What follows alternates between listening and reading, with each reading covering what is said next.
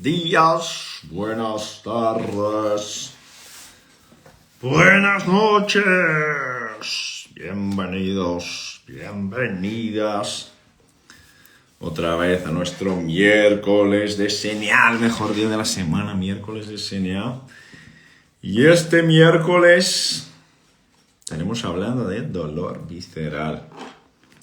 Bueno, una parte chiquita de lo que sería el dolor visceral, porque ya sabéis que pronto a las 8 horas, esto significa que hoy terminamos un ratito antes, pronto tenemos el taller del Breathwork, nuestro taller de respiración antiestrés, en nuestro otro canal, en el canal de la SNA Breathwork. Así que hoy el tiempo va súper ajustado, pero me pareció importante mantener nuestro miércoles de SNA porque una semana que se pierda es una semana menos de conocimiento, una semana menos de razonamiento clínico, una semana menos de búsqueda por soluciones para nuestros pacientes crónicos, para nuestros pacientes complejos. Así que me pareció conveniente adelantarlo una hora, pero no perderlo para no perder la constancia. Muy bien. Y Ruby me dejó aquí, ya veis, un par de mensajes, así que ya pongo los mensajes al principio del directo. Tenemos cursos presenciales en Santiago de Chile, Buenos Aires, Bogotá, en Río de Janeiro, todo en noviembre. Primero Chile, principios de noviembre, luego Buenos Aires, luego Bogotá, luego Río de Janeiro, todo en noviembre. Tenemos en octubre un taller con mi maestro Luis Palomeque en el Congreso de la ONCE y tenemos un taller en Murcia también, donde vamos a hablar para profesionales de la salud. Así que vamos a full. Y hoy, después de terminar aquí, que terminamos hoy a las -10 más o menos, salgo corriendo para el otro perfil para hacer el taller del Breathwork. Y si no estás suscrito para participar del taller del Breathwork, puedes escribir aquí abajo taller y luego te enviamos el enlace para que a las 8 pueda participar. ¿Cuáles son los cursos en Sudamérica? Tenemos Bogotá, Buenos Aires, Santiago y Río de Janeiro, todo en noviembre. Si queréis saber las fechas, envíanos un correo, un mensaje, cualquier cosa, y les enviamos las fechas. Muy bien. Perdón. Hoy vamos a hablar de un tema que cuando hablamos de rehabilitación genera mucho ruido. Cuando hablamos de fisioterapia genera mucho ruido. Cuando hablamos de tratamiento de pacientes crónicos, cuando hablamos de tratamiento de pacientes complejos, genera mucho ruido. Ruido me refiero que hay mucho desconocimiento respecto al tema dolor visceral. Hay mucho conocimiento, que todavía queda muchísimo, respecto al tema dolor musculoesquelético o dolor somático. Sin embargo, hay muy poco conocimiento, casi nada respecto al tema dolor visceral. Obvio, es más difícil investigar, es más difícil abordar, es más difícil entender, es más impredecible y en general con las cosas que son más impredecibles somos más conservadores como científicos, ¿no? Somos más cautos ahí en sacar conclusiones. Pero lo que es cierto es que tenemos una cantidad tremenda de problemas de dolor que se refiere como un problema de dolor, como si fuera un dolor musculoesquelético, que o sí está directamente vinculado a lo que es la función visceral. Esta semana o la semana pasada me llamó mucho la atención una publicación de un fisio, que es un fisio brasileño, que trabaja mucho basada en la evidencia, así como trabajamos nosotros, como tenemos esta línea de trabajo de intentar buscar, orientar todo sobre la mejor evidencia disponible. Pero me llamó mucho la atención una cosa. Me llamó mucho la atención el hecho de que él estuviera diciendo que sí, hay pacientes que sufren con dolor visceral, que el dolor visceral puede reflejarse como un problema en el sistema musculoesquelético. Se estaba comentando él. Ya hemos comentado en otros momentos, y él también ahí lo comentaba, que es neurofisiológicamente hablando, es imposible diferenciar un dolor musculoesquelético de un dolor visceral, porque como el dolor visceral es muy inespecífico, no hay zona de representación en el cerebro para el tema visceral, para el tema dolor visceral, lo que hace el sistema es utilizar las representaciones somáticas para poder reflejar las alteraciones viscerales, es decir, la corteza somatosensorial, que es una corteza somática, se activa en condiciones de dolor visceral. Esto obviamente no se puede diferenciar una cosa de la otra porque se activan ambos los circuitos. Y una persona le hizo una pregunta que fue, bueno, profe, y entonces, si tenemos esta condición donde sabemos que el problema que está reflejado, por ejemplo, en las lumbares de mi paciente, no tiene como origen, no tiene como fuente, no tiene como problema principal las lumbares en sí mismas, y sabemos que esto tiene más que ver con una repercusión visceral, y esta repercusión visceral me está afectando a las lumbares, ¿qué deberíamos hacer? Deberíamos hacer un abordaje más visceral.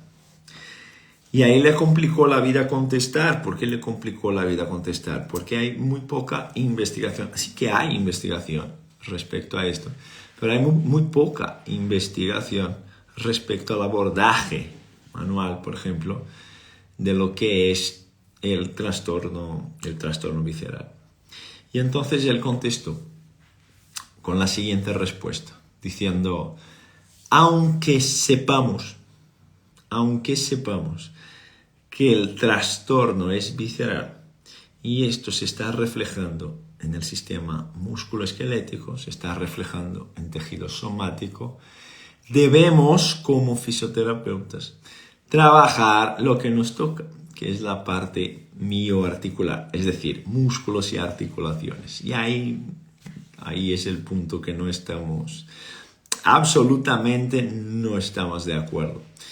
¿Por qué no estás de acuerdo? Porque yo creo que fisioterapeutas, que muchos profesionales de la salud deberían irse mucho más allá de lo que son músculos y articulaciones y tener un pensamiento más integral respecto a las condiciones viscerales, saber valorarlas, saber abordarlas, es imprescindible para cualquier clínico que quiera buscar resultados diferentes. Es más que necesario saber hacerlo, Por esto, el título del directo de hoy, porque si no, imagínate, tenemos un problema que se refleja en las lumbares, incluso en el trayecto del nervio isquiático, pero seguimos abordando esto desde una perspectiva periférica biomecánica porque no tenemos herramientas. Mentira, obvio que tenemos herramientas para abordar esto de otra manera, y hoy vamos a hablar de las vías y mecanismos que están implicados en esta condición, en esta particularidad. Ok, entonces vamos a poner aquí podríamos tener casos, por ejemplo, perdón, ¿cuál es el criterio que utilizamos para saber si un dolor es más somático, si un dolor es más visceral, si es mixto, ¿no? El dolor más somático es un dolor más puntual, es decir, el paciente puede en general puntualizar, es aquí que me duele. Cuando en el dolor visceral esto es imposible que lo hagas, es una zona mal definida que le duele. Lo principal al empezar con cualquier paciente, lo primero que tienes que hacer es eliminar banderas rojas. Mientras hayas eliminado banderas rojas, ahí podemos empezar a pensar en el tema visceral. Sin eliminar banderas rojas no es posible hacerlo. Así que lo primero, como clínico, es eliminar banderas rojas. Luego, cuando tengamos eliminadas las banderas rojas, hay otros elementos que nos llevan a pensar en el tema visceral. Entonces, por ejemplo, ¿es un dolor que se agrava con el movimiento? Si es un dolor que se agrava con el movimiento, ni siquiera te hace falta empezar a darle vueltas en la cabeza de que es el sistema visceral que está generando esta molestia. No tiene nada que ver con el sistema visceral, es un dolor mecanodependiente, es decir, yo tengo que moverme, pero no solo moverme en esta dirección para que se reproduzcan los síntomas. Es un dolor que tú puedes puntualizar, es un dolor que no está asociado a una tarea mecánica, es un dolor que tiene características diferentes. A veces incluso signos autonómicos están vinculados a esto. Es un dolor que está más vinculado, por ejemplo, al final del día, tal vez. Es un dolor que está más vinculado, por ejemplo, al turno de la noche. Puede haber más inflamaciones, puede haber más historias recurrentes de infecciones, puede haber más elementos que tenemos que tener esto muy bien dibujado en todo lo que es nuestra anamnesis. Entonces, por ejemplo, les voy a poner aquí 2, 3 imágenes, pero por ejemplo, si tuviéramos un paciente que viniera, por ejemplo, como vemos ahí, con un dolor de cabeza, mira ahí en la imagen A que tenemos, un dolor de cabeza.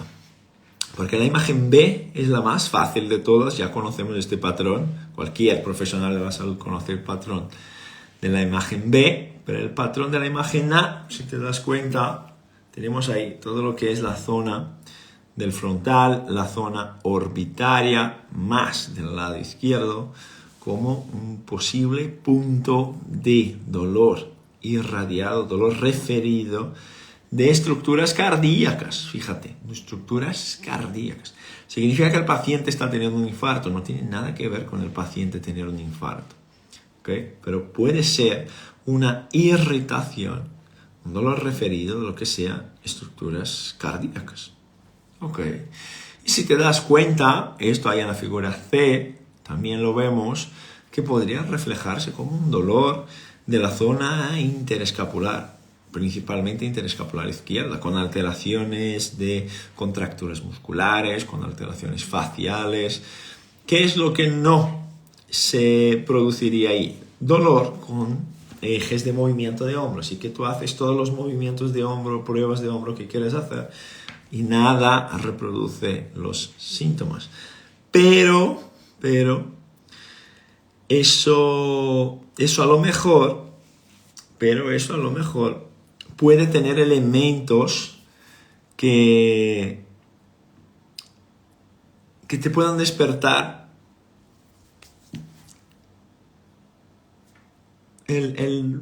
la curiosidad terapéutica. Por ejemplo, después de un esfuerzo, me suele doler más esta zona. Cuando entro en aumento de la frecuencia cardíaca, me suele doler más. Cuando estoy más estresado, me suele doler más. Entonces ahí ya empiezas a sospechar que más allá de problemas de hombro, problemas cervicales, problemas suboccipitales, puede ser que tengamos un factor, un elemento que cuando el músculo cardíaco, cuando el miocardio está más demandado, se ve más demandado, puede ser que esto esté aumentando la percepción de dolor en otra zona. ¿Okay? Si esto pasa, obviamente lo que tú tienes que hacer, si este es tu razonamiento, ya le has hecho ahí la toma de la variabilidad de la frecuencia cardíaca, ya le has hecho la toma del pulso, ya sabes cómo se comporta el equilibrio simpato-vagal cuando estás haciendo una prueba respiratoria, por ejemplo. Y bueno, ahora necesito eliminar la posibilidad de que haya un problema de que haya un problema cardíaco, tal cual. Y ahí le derivas a un cardiólogo y tal. En general, esto viene sin ningún tipo de recomendación del cardiólogo, porque son problemas funcionales que estamos hablando. Y luego, si son problemas funcionales, no tienen nada que ver con la estructura, pero sí tienen todo que ver con la función del sistema que está proyectado. Así que si miramos la imagen A, por ejemplo, imaginamos que nuestro paciente tiene este problema de dolor de cabeza más a la izquierda, por ejemplo, más allá en la zona del frontal, frontoorbital o temporo o incluso más en la zona temporal, aquí por las laterales, frontotemporal. Uno de los elementos que podemos empezar a sospechar de que pueda verse afectado en esta situación es justo la relación que llamamos de la relación trigémino-vagal. Esta relación trigémino-vagal es la relación de toda la inervación cardíaca que tenemos ahí, más la implicación del nervio trigémino que está localizado ahí arriba. Además de las informaciones que van al cuerno posterior de la médula espinal, va a generar una modulación del circuito talámico ahí. Así que esto se aplica o sí, por ejemplo, si tú eres nutricionista, si eres psicólogo, si eres médico integrativo, si eres incluso odontólogo, si eres fisio, osteópata, quiropráctico, y tu paciente, una de las quejas de tu paciente es que este paciente tiene dolores de cabeza y estos dolores de cabeza no se explican por los mecanismos más convencionales, por ejemplo. Entonces ahí vemos un par de implicaciones clínicas. Ok, pero este, por ejemplo, es un tema cardíaco, lo conocemos más. Pero podríamos elegir otro. A ver, ¿dónde tengo el otro? Podríamos elegir otro tema. Por ejemplo, a ver, ¿dónde tú estás? Este tema, por ejemplo. Podríamos elegir otro tema, por ejemplo, como este. Cuando tenemos una afectación del circuito hepático, es decir, cuando el hígado presenta algún tipo de... Fijaros, no estamos hablando de enfermedades, porque ya hemos eliminado banderas rojas. Pero cuando el hígado presenta algún tipo de disfunción, o mejor, a lo mejor, la fascia de revestimiento del hígado puede presentar ahí algún tipo de irritación, la fascia de Gibson, y esta irritación se percibe principalmente en todo lo que es la zona del trapecio derecho más el hombro derecho.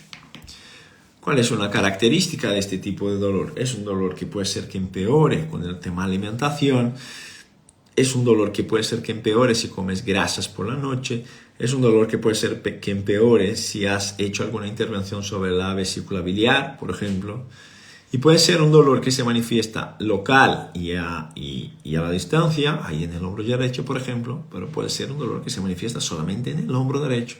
Si os dais cuenta, ahí puedes llegar incluso a la parte posterior de la cabeza. Más toda la columna, más del lado derecho, pero toda la columna, incluso bajando a la zona lumbar y a la zona de las nalgas. Entonces, fíjate, si este paciente te llega como si estuviera en la imagen C,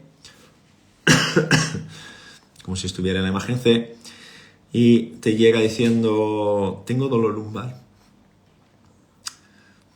ya sería interesante tener un conocimiento un poquito más avanzado respecto al tema hígado, porque puede ser que no tenga nada que ver con la mecánica articular lumbar, con el sistema de protección articular lumbar. Pero ¿dónde vamos a detener nuestros esfuerzos hoy? No es ahí. ¿Dónde vamos a detener nuestros esfuerzos hoy? Es aquí. En esta imagen, con esta característica de dolor de nuestros pacientes. Aquí es donde vamos a detener nuestra atención. Porque fijaros, la mayor parte de los pacientes que llega a la consulta de un fisio actualmente son pacientes en búsqueda de tratamiento para trastornos lumbosacros, dolores, molestias en la columna vertebral. en general, lo más común, todo lo que es zona lumbar. ¿Y cuál es la afectación más conocida?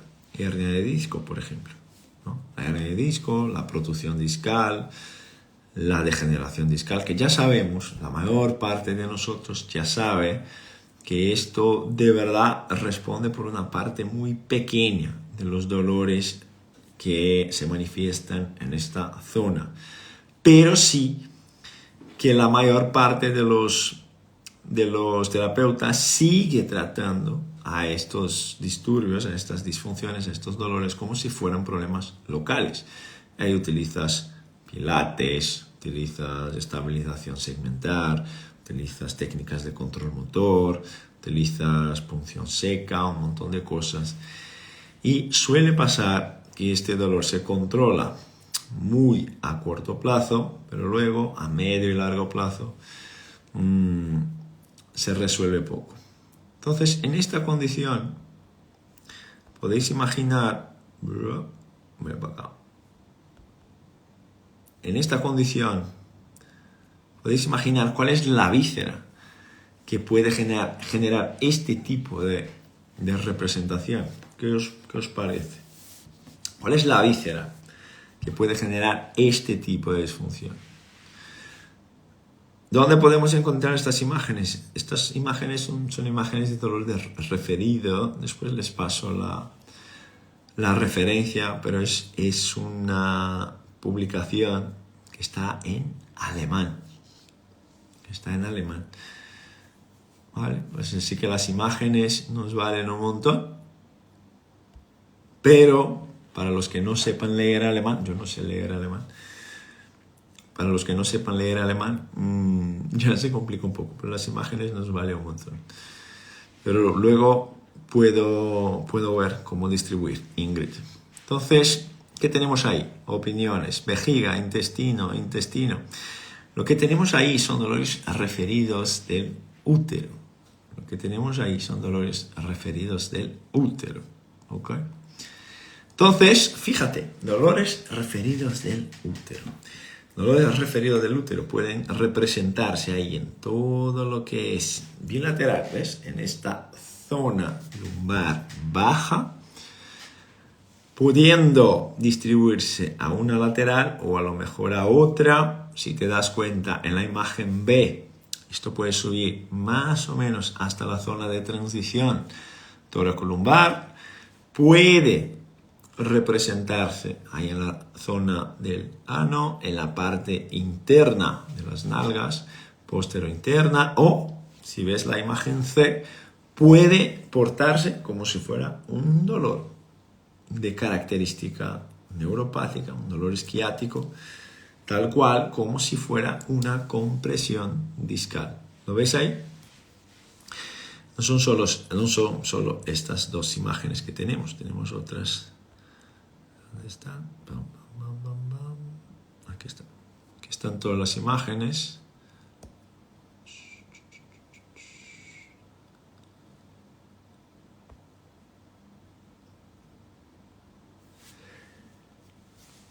Y ahí ves que estos dolores posteriores también pueden estar asociados a síntomas anteriores. Y estos síntomas anteriores, ¿dónde los vemos? En lo que es la zona más importante, la zona infraumbilical, que puede representarse del lado derecho o del lado izquierdo de lo que es la fosa ilíaca derecha o la fosa ilíaca izquierda. Puede manifestarse como si fueran signos de una pubalgia, por ejemplo, como si fueran trastornos de un músculo aductor, como si fuera un problema del recto abdominal inferior. Puede incluso representarse como si fuera un dolor que está localizado en la coxofemoral anterior, principalmente antero-interno. ¿Vale? ¿Y ahí cuál es el abordaje más natural? Bueno, un abordaje un abordaje más convencional sería trabajar todo lo que es lumbares y sacroilíacas derecha e izquierda, si estamos hablando de la imagen C, y todo lo que es coxofemoral, si estamos mirando la imagen A. Y ahí es cuando empieza a venir el cacao en la cabeza. ¿Por qué? Porque no hay pruebas irritativas para estos segmentos. Es decir, tú haces las pruebas de sacroiliacas, haces las pruebas de coxofemoral y lo que ves es que no eres capaz de reproducir estos síntomas con comportamientos mecánicos. ¿Ok? No eres capaz de reproducir estos síntomas con comportamientos mecánicos.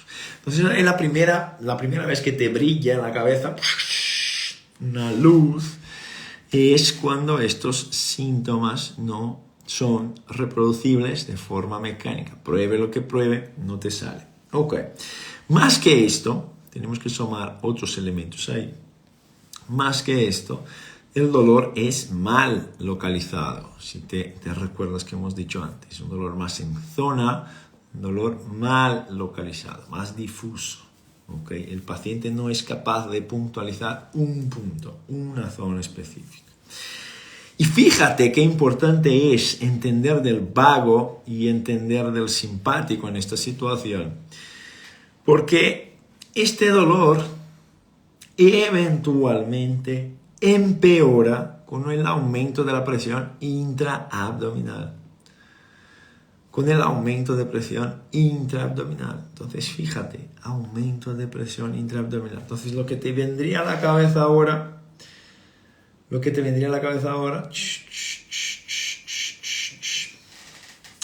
Hola Jacopo, ¿qué tal fenómeno? Buongiorno. Si puedes al final de la clase algún comentario sobre estreñimiento y dolor referido musculoesquelético, comento. Si quieres algo más específico, tú me dices. Porque hay mucha relación de una cosa con la otra.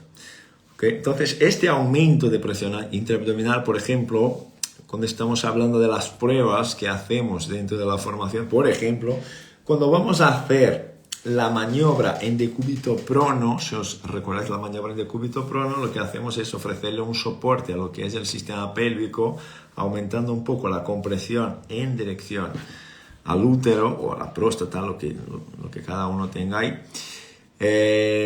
Cuando hacemos esta maniobra es una característica de que cuando hay inflamación en esta zona, la persona no tolera la compresión, no tolera la presión. Y ahí tenemos que abrir la mano, disminuir la presión, porque cuando hacemos esto, esta maniobra, este aumento de la presión intraabdominal genera mucha irritación de todos los tejidos que están alrededor. O del útero, de la próstata, pero aquí estamos hablando del útero, y ahora vamos a entender los mecanismos que generan esto. Entonces, cuando estamos haciendo, por ejemplo, pruebas para el circuito baroreceptor, por ejemplo, pruebas de respiración, no es raro que nos salga alterada la relación simpato-vagal, es decir, le estamos pidiendo al paciente que haga una respiración parasimpática y eventualmente me viene un rebote simpático. No es raro porque eventualmente hay mucha concentración de citoquinas inflamatorias ahí en esta zona, y cuando les vamos a palpar el abdomen, cuando les vamos a palpar la pelvis, lo que pasa es que encontramos muchas zonas que están irritadas ahí, y estas zonas son zonas molestas porque hay mucha inflamación local. Ok. Más que esto, no se afecta con el movimiento, esto ya lo hemos dicho, esto es obvio, y puede ser temporalmente aliviada por cambios de posición. Por ejemplo, Luis, un cambio de posición que podría disminuir esta percepción de dolor si estuviéramos hablando de un dolor referido del útero. Tumbar al paciente boca arriba y ponerle en posición de Trendelenburg, por ejemplo. Esta es una posición que puede disminuir los síntomas locales y la irritación local. O más que esto, si no es la posición de Trendelenburg, que el paciente se tumbe en el suelo en casa y te diga: yo me tumbo en el suelo, en el piso, cerca del sofá, pongo las piernas sobre el sofá, así como 90 grados de flexión de cadera, 90 grados de flexión de rodilla, y la verdad es que disminuye bastante, de forma importante, esta percepción de dolor, sea en las lumbares, sea en la pierna, sea en la zona anterior del abdomen, como hemos visto ahí. Ok. Más que esto, ¿qué podríamos puntualizar? Que vamos a tener, por ejemplo, un músculo psoas positivo. Cuando vas a hacer la palpación del psoas, vas a identificar que el psoas tiene un tono más elevado. El psoas está afectado. Y ahí, si no conoces estas relaciones, lo que va a pasar es que vas a creer que el problema lo tiene el psoas es el músculo del alma, ¿no? Es broma. El músculo del alma. No hay músculo del alma, obvio. Entonces, ¿qué va a pasar? Hay una alteración, una afectación del psoas. El psoas está más irritado, es decir, el psoas está más molesto. Y te vas a engañar de que el problema lo tiene el psoas, porque esta irritación no viene del sistema muscular. Esta irritación viene del sistema visceral. Luego, esto podría estar generando también alteración en todo lo que son los músculos obturadores. Los obturadores, obturador interno, obturador externo, en los músculos glúteos. Ahí. Va a producir afectación de esta cadena. Y si produce afectación de esta cadena, cuando hagamos la palpación de todas las estructuras glúteas, nos va a señalar que, oye, mira, esto aquí está molesto, así que a lo mejor el problema está aquí y el problema no está ahí. La sombra, el reflejo, está ahí, pero el problema no. A ver, Su, que me has preguntado, a mí me gustaría saber si una lesión en supraespinoso y un dolor en zona anterolateral del pie puede ser referido de algo abdominal. La lesión en supraespinoso no, un dolor en zona supraespinosa sí, la lesión no. Y un dolor en zona anterolateral de pie puede ser referido de algo abdominal. No es probable. Ok, no es probable. Entonces, cuando estamos hablando de útero, por ejemplo, esta es una víscera, podríamos estar hablando de un montón de otros, pero estamos hablando de páncreas, de estómago, intestino delgado, intestino grueso, corazón, pulmón, podríamos estar hablando de un montón de otros, estamos hablando de una. Cuando todo esto está pasando, tenemos que buscar síntomas o mecanismos que estén generando esta afectación, porque vamos a ver un circuito musculoesquelético que está alterado, con presencia de puntos gatillos, con presencia de sensibilidad en la piel, con presencia de un tono muscular alterado, y vamos a ver alteraciones en la mecánica articular, obvio, pero la mecánica articular, el músculo, la fascia, el punto gatillo, ahí no tiene nada que ver con el trastorno. Nada que ver con el trastorno. Lo que ahí tiene que ver con el trastorno es la sobrecarga sobre las estructuras pélvicas. Ok. Entonces, por ejemplo, serían signos asociados a esto. Por ejemplo, dispareunia podría ser un signo asociado a esto. Dispareunia, ¿no? Dolor al tener relaciones sexuales, alteraciones en el ciclo menstrual, reglas muy potentes, muy intensas, o un ciclo muy molesto, historias de abortos, historias de partos complicados, podrían tener algo que ver, historia de histerectomía, podría tener algo que ver, pérdida de orina, incontinencia urinaria, podría tener algo que ver, fatiga, irritabilidad, dolor de cabeza. Estos son signos que están asociados a estas condiciones. Y ahí vas sumando elementos para empezar a entender, ok, esto puede estar viniendo de la pelvis. Entonces, fíjate qué interesante. Tenemos ahí en el abdomen lo que sería el peritoneo, ¿ok? Y ahí, para empezar a entender, yo he puesto el aire porque hace calor, ahora hace frío. Tenemos ahí en el peritoneo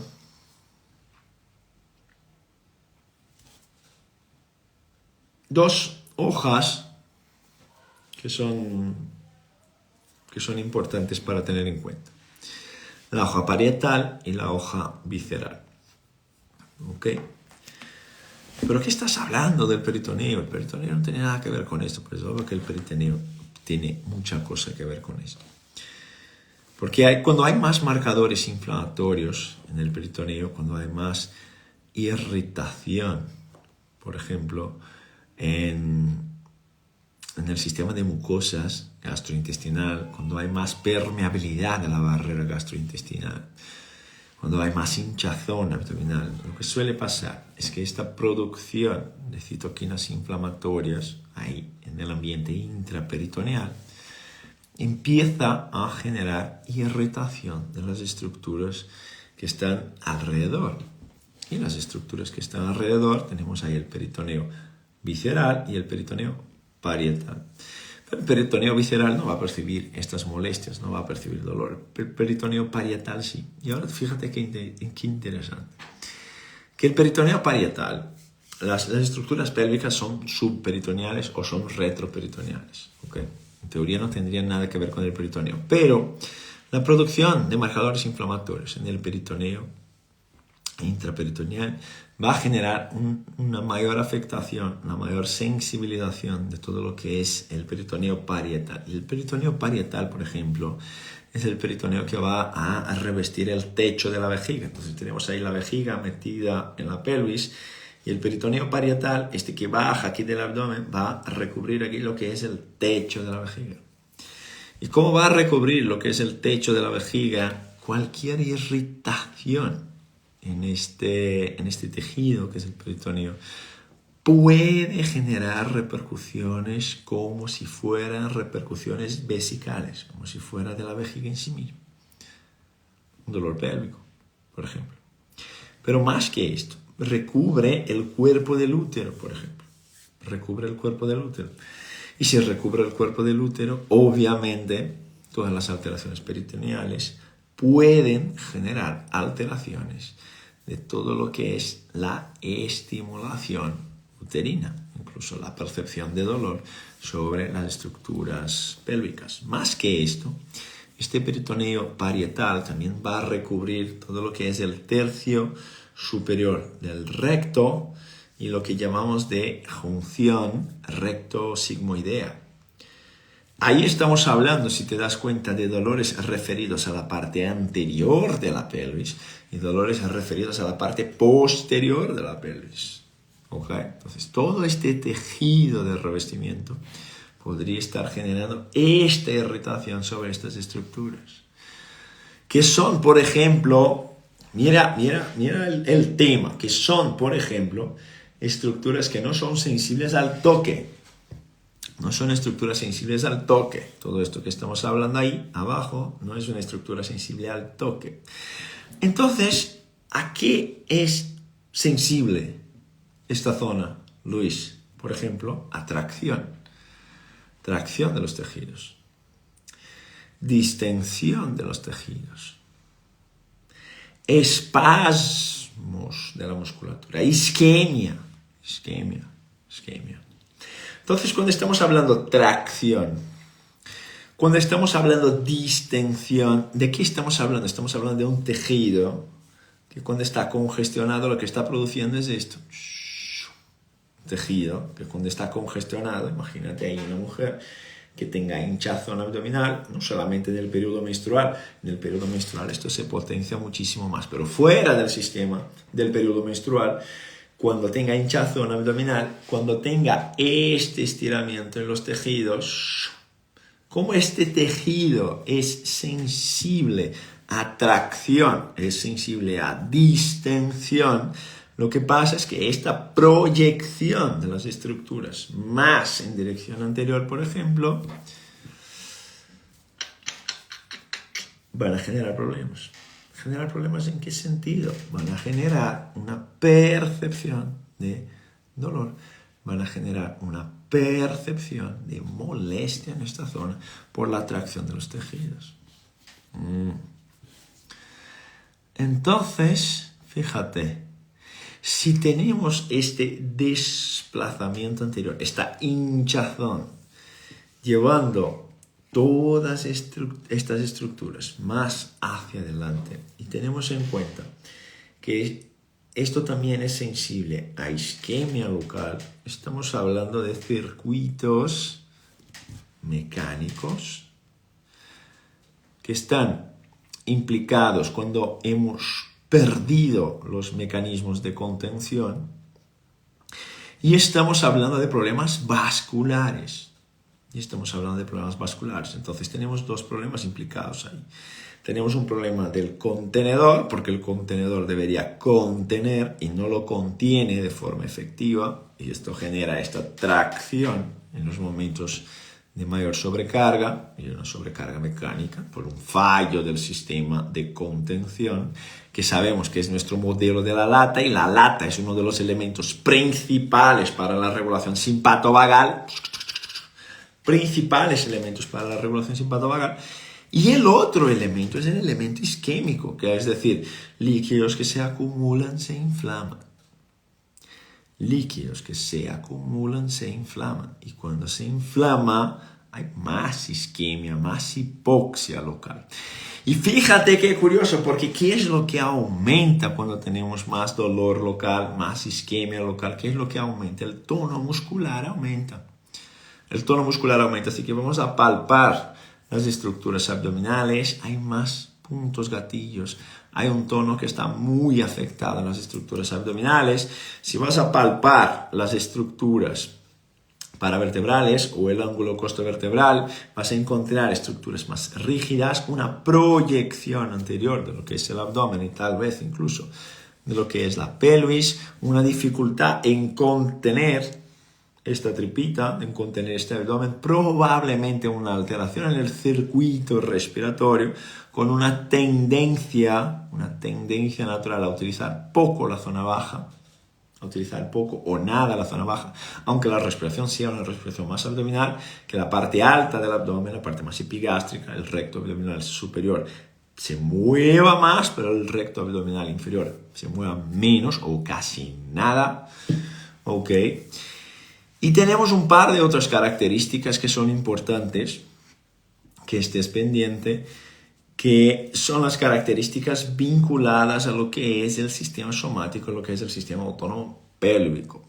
Ok, ¿qué quieres decir? Hay una línea que deberíamos saber ya desde la universidad, una línea ahí en la pelvis que se llama línea de dolor pélvico. Entonces, y todo estamos hablando de víscera, ¿ok?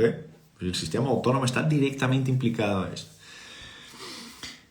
Se llama línea de dolor pélvico. Esta línea de dolor pélvico, si después te recomiendo que lo busques en Google, no me dio tiempo de buscarlo para poner aquí una imagen. Esta línea de dolor pélvica más o menos nos orienta la mirada en la dirección de la vía de señalización que se está afectando. Por ejemplo,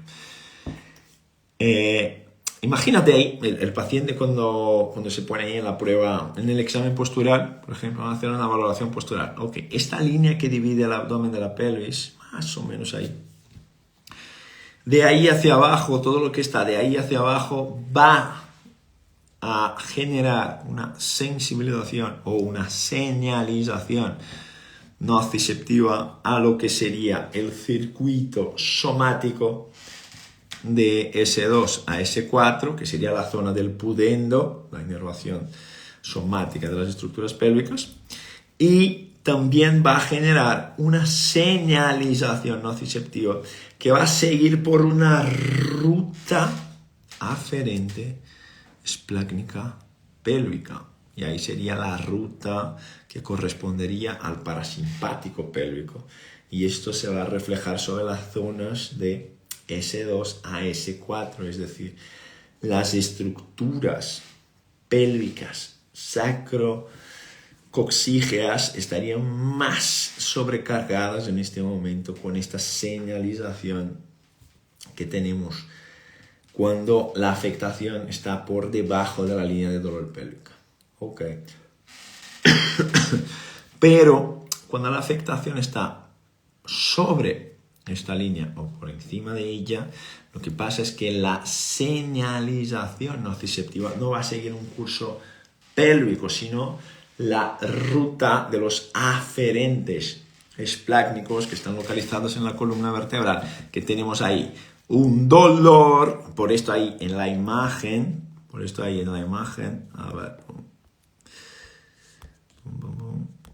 la imagen, me sale un comentario, no quiero el comentario, quiero la imagen. Voy a poner otra vez aquí. Por esto aquí en esta imagen, lo que ves, no logro aumentarla. Bueno, esfuérzate ahí un poco. Por esto ahí en esta imagen ves este trazo, esta línea que baja ahí de la transición toracolumbar a los dos lados, como si estuviera simulando un problema renal, como si estuviera simulando un problema, tal vez incluso de vías urinarias, ¿no? de ureteres, por ejemplo. Entonces, ¿ahí qué pasa? Como esta señalización va por este nervio que se llama nervio esplácnico lumbar, va a generar esta aferencia a la zona de transición, lo que vas a tener ahí es una zona de transición toracolumbar más molesta, justo en referencia a los estímulos que están perjudicando al circuito pélvico. ¿Y qué va a pasar con la relación simpato-vagal ahí? La relación simpato-vagal se altera de forma importante. Y hay este aumento de disparo de la actividad simpática que tenemos ahí, en esta zona, T12L1, este aumento de la actividad simpática en esta zona, lo que va a producir es un aumento de la tasa de disparo que va a la pelvis, de disparo simpático que va a la pelvis. Ok, ¿qué es lo que el sistema simpático inerva en la pelvis? Entre otras cosas, hablando de estructuras sensibles a la irritación, estamos hablando de arterias. Estamos hablando del circuito arterial. Estamos hablando, por ejemplo, del tono de los músculos del perineo. Así que este terapeuta pélvico, esta terapeuta pélvica, este fisioterapeuta pélvico o el uroginecológico, cuando hace el toque vaginal, por ejemplo, lo que va a encontrar es una pared de la vagina mucho más rígida. Pues es solo de un lado, pues es de ambos. Va a trabajar todo lo que es recomendado que se trabaje en el circuito muscular pélvico, puntos, gatillos, contracción muscular, Pero, ¿qué es lo que pasa? Como este circuito simpático sigue hiperactivo ahí arriba, el circuito muscular, incluso el circuito sensorial, sigue teniendo dificultades para relajarse. La vejiga sigue teniendo dificultad para controlarse. Como por ejemplo, tengo que levantarme y por diversas veces por la noche para vaciar la vejiga, porque tengo que ir al baño a vaciar la vejiga muchas veces por la noche. Ese circuito seguirá afectado y el vago empieza a bajar su nivel de regulación. Y es muy curioso porque el vago no inerva esta zona, pero el vago controla toda la respuesta simpática que tenemos ahí, que sale de la transición toracolumbar. Y el vago, por otras vías y por otros mecanismos, empieza a bajar su nivel de activación, permitiendo que el sistema simpático esté cada vez más activado. El sistema simpático cada vez más activado genera cada vez más sensibilización de tejidos periféricos. ¿Qué solución hay para esto? Tener un cazador de cebras cerca de ti, tener un terapeuta que entienda de estas vías y de estos mecanismos, para que pueda dejar de buscar las sombras, dejar de buscar secar hielo y que entienda de verdad que esto ahí es un fallo en el contenedor, es decir, contenedor, estamos hablando de control neuromuscular, punto 1, y que es un fallo en la regulación de los circuitos vasculares. Es decir, es un tema humoral, es un tema neural, y es un tema musculoesquelético, toda la vez. Entonces, lo que hay que hacer es restablecer los mecanismos contenedores, la mecánica de los contenedores pélvicos, de los contenedores abdominales, para poder empezar a darle solución más definitiva para este tipo de situación. Es cuando las personas que trabajan con osteopatía, por ejemplo, hacen lo que se llama lift visceral. Cuando los osteópatas hacen un lift visceral, y este lift visceral lo que produce es una mejoría de los síntomas. ¿Por qué produce la mejoría de los síntomas? Porque estás generando una compresión, estás restableciendo lo que sería el contenedor. Solo que esto no puede ser pasivo. Muy bien. tengo que dejarles porque en 10 minutos, 9 minutos ahora empieza el taller del Breathwork. Déjame ver aquí la pregunta de Jacopo. Paciente de dolor crónico, coxofemoral, prótesis de cadera vieja, contralateral. Llevaba meses con el fisio, nada más haciendo fortalecimiento de glúteos 4M, un cacao, lleva 2 semanas conmigo con SNA. Regula bien, pero sigue el dolor. Hace unos días salió que tiene estreñimiento crónico. La derivo con nutrólogo. Ok. Y quiere saber si este dolor ahí puede tener. Regula bien, Cubios confirma, dolor crónico de 10 a 5, sigue algo. Recién me dice que lleva estreñimiento crónico. Esto es fácil, Jacopo. Si al cambiar la dieta mejora la función intestinal, pero no mejora el dolor coxofemoral, es que no tiene nada que ver con el intestino, con el estreñimiento. Si mejora, es que tiene mucha cosa que ver con el estreñimiento. Yo no pondría ahí mis fichas en un primer momento, ¿vale? No pondría mis fichas en un primer momento. Probaría otras cosas, ¿vale? Pero échale un ojo, sube el caso clínico a algún grupo ahí del Integrativo Online para que podamos debatirlo en el lunes, ¿vale? Solo vale si se hace activamente,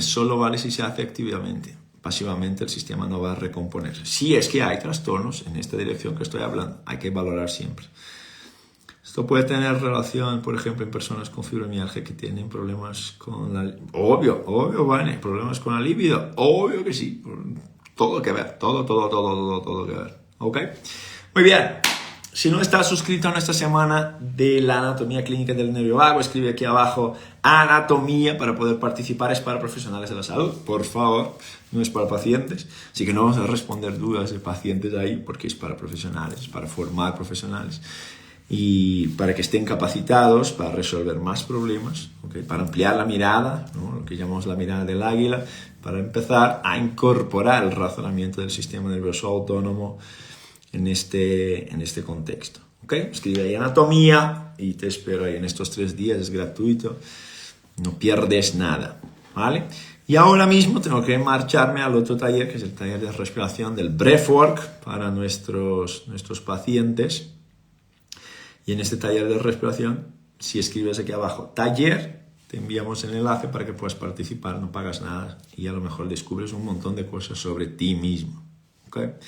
La epilepsia de ausencia tiene que ver con el nervio simpático. Tal vez tenga más que ver con el vago que con el simpático. ¿Ok? Escribe anatomía. Les veo en la anatomía clínica del nervio vago y les veo pronto en todo lo que es el taller de respiración antiestrés. Métete ahí. Lo mejor disfrutas y aprendes un montón. Seguramente, te garantizo. ¿Vale? A lo mejor, si os ha gustado el tema, en el miércoles de la semana que viene podemos hablar del ciclo menstrual y cómo se activa el vago, cómo se activa el simpático en las diferentes fases del ciclo menstrual. Vamos a ver, si os ha gustado, envíame un mensaje diciendo me ha gustado, seguimos de la semana que viene con el mismo tema y ahí vamos a más. ¿Vale? Cuidaros mucho, nos vemos en 6 minutos. Chao, ese un abrazo, chatos.